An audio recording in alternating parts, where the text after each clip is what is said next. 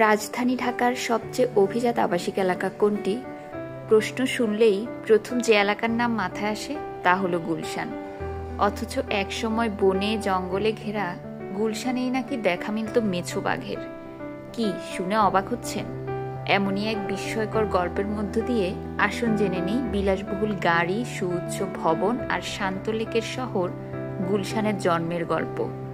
আধুনিক গুলশান দেখতে দেখতে চলুন আমরা একসঙ্গে একটু স্মৃতিকাতর হই বিস্তৃত ভোলা গ্রামকে নিয়ে। 1961 সালের আগ পর্যন্ত আমাদের চেনা এই গুলশানের নাম ছিল ভোলা গ্রাম। ঘন বন জঙ্গল আর বৃহৎ জলাশয়ে ঢাকা। তৎকালীন গুলশানে ঢাকার আশপাশ থেকে মানুষ কেবল গরু চড়াতে আসত। নদী ভাঙনের কবলে পড়ে বাস্তুহারা ভোলা দ্বীপের অধিবাসীরা ঢাকার উপকণ্ঠে এই জনশূন্য কৃষিপ্রধান অঞ্চলে প্রথম বসতি গড়ে তোলে। আর কালক্রমে এই এলাকার নাম হয়ে ওঠে ভোলা গ্রাম। 1950 সালে ধনকুবের জহুরুল ইসলামের চোখে পড়ার আগ পর্যন্ত মাছ ধরা এবং চাষাবাদ করে তাদের জীবন ভালোই চলছিল। তিনিই সর্বপ্রথম জায়গা ভরাট করে সাদাশীতে ভোলা গ্রামকে একটি আবাসিক এলাকায় রূপ দেন। এরপরই সে সময়ের ভোলা গ্রাম নজরে আসে তৎকালীন প্রশাসনের। ঢাকা ইমপ্রুভমেন্ট ট্রাস্ট, যেটি এখন রাজুক নামে পরিচিত, তার তৎকালীন চেয়ারম্যান GM মাদানিয়ের তত্ত্বাবধানে পশ্চিম পাকিস্তানের রাজধানী করাচির গুলশানে ইকবাল প্রকল্পের আদলে একটি সুসজ্জিত নগরী তৈরি করার পরিকল্পনা গ্রহণ করে এবং নামকরণ করে গুলশান। গুল অর্থ ফুল আর শান অর্থ বাগান। গুলশান মানে ফুলের বাগান। দুর্ভাগ্যজনক হলেও সত্য হলো, এই গৌরবমণ্ডিত গুলশানের জন্য যখন প্রশাসন ভূমি অধিগ্রহণ করে তখন ভোলা গ্রাম থেকে আগত এর মূল বাসিন্দারা পুনরায় গৃহহীন হয়ে পড়েন এবং তাদের অনেকেই নিরুপায় হয়ে গাজীপুরের আন্ধারমানিকে স্থানান্তরিত হন। কিন্তু সেখানেও এই গৃহহীন ভূমিহীন মানুষেরা আজও মানবেতর জীবনযাপন করছেন। প্রাথমিক পরিকল্পনায় এটি শুধুমাত্র আবাসিক এলাকা হিসেবে থাকলেও কালের বিবর্তনে এবং বাংলাদেশের স্বাধীনতার পর আধুনিক গুলশান ঢাকার বাণিজ্যিক ও কূটনৈতিক প্রাণ কেন্দ্রে পরিণত হয়েছে।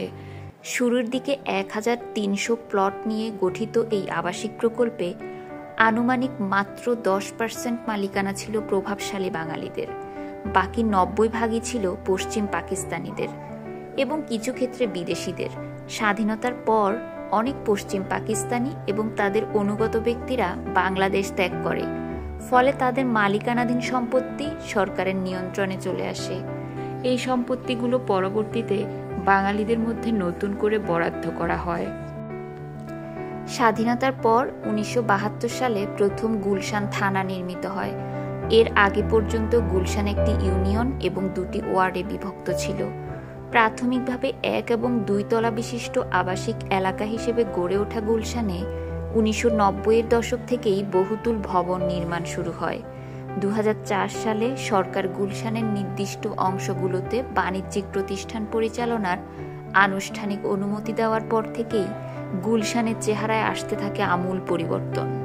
গুলশান 1 ও গুলশান 2 এলাকা আলাদা প্রশাসনিক কাঠামোর মাধ্যমে পরিচালিত হয়, যদিও দুটি অঞ্চল একই থানার অন্তর্ভুক্ত। 17 বর্গ কিলোমিটারের গুলশান ঢাকা উত্তর সিটি কর্পোরেশনের অন্তর্ভুক্ত।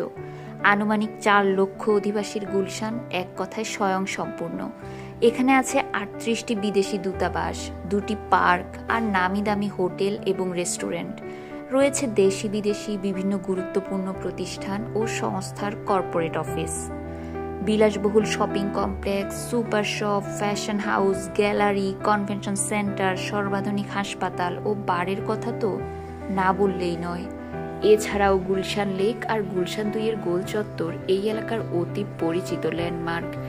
এখানে সন্ধ্যার সময় শহুরে আলোতে হাঁটার মজা বা লেকের শান্ত দৃশ্য এক আলাদা অনুভূতি দেয়।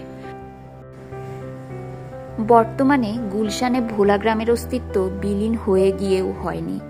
এখনো গুলশানের স্থানীয় তহসিল অফিসে তল্লাশি চালালে খুঁজে পাওয়া যাবে ভোলা সামাইর নামক মোজার উল্লেখ, যারই বহুল প্রচলিত ডাকনাম ছিল ভোলা গ্রাম। পাওয়া যাবে 1925 সালে স্থাপিত একটি সরকারি প্রাথমিক বিদ্যালয়, যেটি বর্তমানে বাড্ডায় সরিয়ে নেওয়া হয়েছে। আর 1875 সালে প্রতিষ্ঠিত ভোলা জামে মসজিদ, যা বর্তমানে গুলশান জামে মসজিদ নামে পরিচিত। এসব ছাড়া ভোলা গ্রামে আধুনিক জীবনযাপনের আর কোনো সুযোগ সুবিধার কিছুই ছিল না। চারিদিকে ফসলি জমি, বিল আর পুকুর নিয়ে এটি ছিল 8-10টি গ্রামের মতোই একটি অজপাড়াগা। এখনো কিছু পুরনো দোতলা বাড়ি, সামনে খোলা লন কিংবা বাড়ির ভেতরে থাকা বড় গাছ জানান দেয় সেই পুরনো গুলশানের, যে গুলশানের স্বপ্ন গুলশানের স্বপ্নদ্রষ্টা GM মাদানি দেখেছিলেন।